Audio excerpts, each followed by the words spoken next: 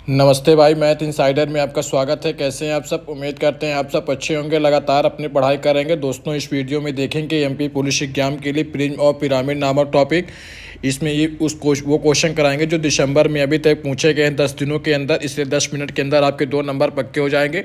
जिनका पेपर खासकर 13, 14 और 15 को खास कर वीडियो को पूरा देखिएगा और अपने 2 नंबर पक्के कर लीजिएगा, क्योंकि प्रिज्म और पिरामिड से क्वेश्चन अगर आपके शिफ्ट में भी आ जाएगा तो इस वीडियो को देखने के बाद आप 2 नंबर निश्चित तौर पर पक्का कर लेंगे। वीडियो अच्छा लगेगा तो वीडियो को लाइक कर लीजिएगा। मैथ इनसाइडर को सब्सक्राइब कर सकते हैं। चलिए देखते हैं। सबसे पहले देखेंगे प्रिज्म और पिरामिड का सूत्र निकालना, कैसे सूत्र याद करेंगे, फार्मूला, उसके बाद सवाल करना सिखाएंगे। सबसे पहले देख लेते हैं फार्मूला कैसे निकालना। वैसे आज की वीडियो को पहले मैं 4 फार्मूला लिख देता हूं जो आपको फार्मूला याद करना है। आपको फार्मूला याद कैसे करना है वो भी बता दूंगा। देखिए, इधर मैं प्रिज्म का 2 फार्मूला लिखूंगा, इधर मैं लिखूंगा पिरामिड का। प्रिज्म का सबसे पहले आपको पूछता है प्रिज्म का आयतन।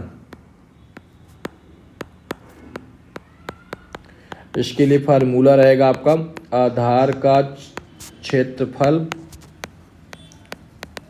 गुणे ऊंचाई। यही वाला इधर पूछेगा पिरामिड का आयतन, तो यही वाला फार्मूला रहेगा आधार का क्षेत्रफल गुणे ऊंचाई। लेकिन इसमें क्या अंतर रहेगा? प्रिज्म और पिरामिड तो अलग अलग है, तो इसमें अंतर क्या रहेगा? यहाँ पे साथ में 1/3 भी हो जाएगा, लेकिन यहाँ पे सिर्फ इस वाले में सिर्फ आधार का क्षेत्रफल गुणे ऊंचाई हो जाएगा, लेकिन पिरामिड में 1/3 आधार का क्षेत्रफल गुणे ऊंचाई हो जाएगा। एक और फार्मूला याद करना है प्रिज्म का कुल पृष्ठीय क्षेत्रफल वाला। उसके अलावा आपको कुछ भी याद करने की आवश्यकता नहीं है। कुल पृष्ठीय क्षेत्रफल इसका होगा आधार का परिमाप गुणे, ये क्षेत्रफल है, ऊंचाई। इधर भी वही फार्मूला, कुल पृष्ठीय क्षेत्रफल बराबर आधार का परिमाप गुणे ऊंचाई। लेकिन दोनों में अंतर यही रहेगा, 1/3 इधर आ जाएगा, इधर 1/3 रहेगा, इधर 1/3 नहीं रहेगा। ये 4 फार्मूला आपको याद करना है। इसके अलावा कुछ भी याद करने की आवश्यकता नहीं है। इधर प्रिज्म का याद कर लीजिए, तो इधर 1/3 लगा कर लिख देंगे। इधर कुल पृष्ठीय क्षेत्रफल का याद कर लीजिए एक बार, इधर 1/3 करके वही फार्मूला लिख देंगे, आपका काम हो जाएगा। इसके अलावा आपको फार्मूला कुछ भी याद करने की आवश्यकता नहीं है। देखिए क्वेश्चन, देखिए एक प्रिज्म का जिसका आधार एक समकोण त्रिभुज है, जिसकी भुजाएं 30, 40, 50 से, तो प्रिज्म की ऊंचाई 10 सेंटीमीटर है, तो प्रिज्म का आयतन क्या होगा? सबसे पहले आपको क्या फार्मूला बताया था प्रिज्म के आयतन का? आधार का क्षेत्रफल गुणे ऊंचाई। तो सबसे पहले आधार का क्षेत्रफल निकालिए। तो जो इसमें जैसे 30, 40, 50 है ना, तो बड़ी भुजा को बिल्कुल भूल जाइएगा। इन दोनों भुजा को गुणा करिए, 4×3 1200। लेकिन आधार का क्षेत्रफल त्रिभुज के आधार का क्षेत्रफल क्या होता है? समकोण त्रिभुज का 1/2 आधार गुणे ऊंचाई। तो 1/2 आधार, इसमें 30 था, अच्छे समझा देता हूँ, समय है तो देखिए 1/2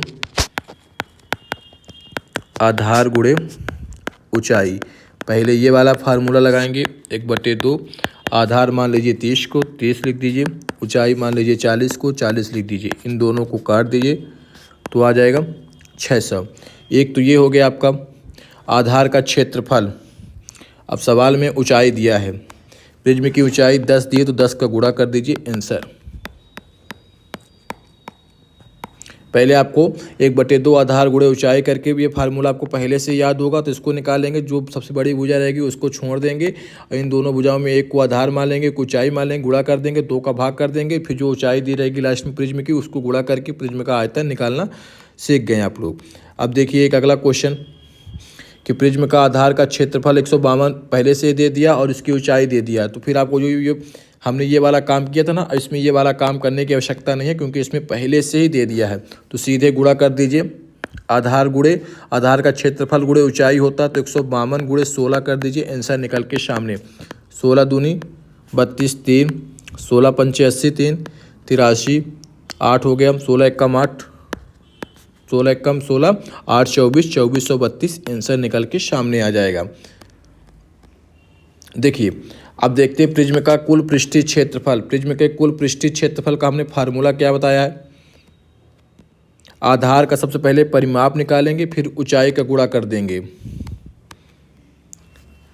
ये भुजा है और ये ऊंचाई है, तो इसका कुल क्षेत्रफल कैसे निकालेंगे। 10 गुणे 7, दोनों भुजाओं को जोड़ दीजिए, कितना हो जाएगा 17। क्या 17 लिख देंगे, 17 को 2 बार लिखना, तो 17 गुणे 2 कर देंगे तो 34 आएगा। ये इसका परिमाप हो गया, तो 34 सीधे यहाँ पे लिख दीजिए, गुणे 12 ऊंचाई कर दीजिए। आंसर निकल के आपके सामने। पहले जो 2 भुजा रहेगी उनको जोड़ देंगे और परिमाप निकालना, तो चारों भुजा, ये 2 भुजा का है 17, लेकिन परिमाप तो चारों भुजाओं का होता है, तो 17 का दुगुना कर देंगे 34। मान लीजिए कि जोड़ने में 16 आता, दुगुना कर देते तो 32, 15 आता तो दुगुना कर देते 30। ये आप समझ गए होंगे। अब गुणा कर दीजिए ऊंचाई के साथ, आंसर निकल के सामने। 12 चौक 48, 12 3 36, 4 40, 408। अगला क्वेश्चन देखिए। एक प्रिज्म के आधार एक वर्ग है जिसकी भुजा वर्ग है, जिसकी भुजा 10 सेंटीमीटर है, ऊंचाई 7 सेंटीमीटर है। वर्ग का क्या होता है, ए स्क्वायर होता है, तो 10 का वर्ग कितना हो जाएगा 100 आ गया। अब ऊंचाई के साथ 7 है तो गुणा कर दीजिए, 700 प्रिज्म का आयतन हो गया। अगला सवाल देखिए। ये एक एक सवाल करा दे रहा हूँ, जितने भी क्वेश्चन आएंगे सभी इसी टाइप के आएंगे, इसके अलावा आपको कुछ भी करने की आवश्यकता नहीं पड़ेगी। चलिए देखिए अगला टाइप क्वेश्चन पढ़िए। प्रिज्म, अब इसमें हम देखेंगे प्रिज्म वाला टाइप। एक प्रिज्म का आधार एक आयत है, आधार की लंबाई 40 सेंटीमीटर है, चौड़ाई आपकी 20 सेंटीमीटर है और ऊंचाई आपकी 7 सेंटीमीटर है। तो सबसे पहले आपको पिरामिड का आयतन कितना होगा, पिरामिड का आयतन कैसे निकालते हैं, सबसे पहले आपको फार्मूला ध्यान में रखना, उसके बाद ही आप लोग इसका आंसर निकाल सकते हैं, वरना आप लोग इसका आंसर नहीं निकाल पाएंगे। तो कैसे इसका आंसर निकालेंगे, देखिए प्रिज्म का एक आधार है, आधार की लंबाई 40 है और चौड़ाई ये है।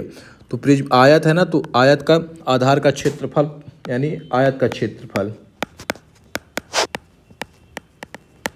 2 गुणे लंबाई प्लस चौड़ाई, ये तो परिमाप का हो गया, लेकिन हमको निकालना क्षेत्रफल। तो क्षेत्रफल तो ये होता है लंबाई गुणे चौड़ाई, बस, इसके अलावा कुछ भी करने की आवश्यकता। लंबाई है 40, चौड़ाई है 20, 4 दूनी 8, तो 800 आ गया। आगे क्या करना है, ऊंचाई के साथ गुणा कर दीजिए, 8 सते 56। यहाँ तक काम तो आपका प्रिज्म का होता है, लेकिन बताया था हमने कि पिरामिड में आपको 1/3 करके पिरामिड का सवाल कहाँ गया वो फार्मूला। पिरामिड में 1/3 सबसे पहले आपको प्रिज्म, जैसे जहाँ तक प्रिज्म का निकालते हैं उसी प्रकार प्रिज्म का निकालना है और लास्ट में 1/3 का भाग कर देना है, यानी 5600/3। इसके अलावा कुछ भी करने की आवश्यकता नहीं है पिरामिड में।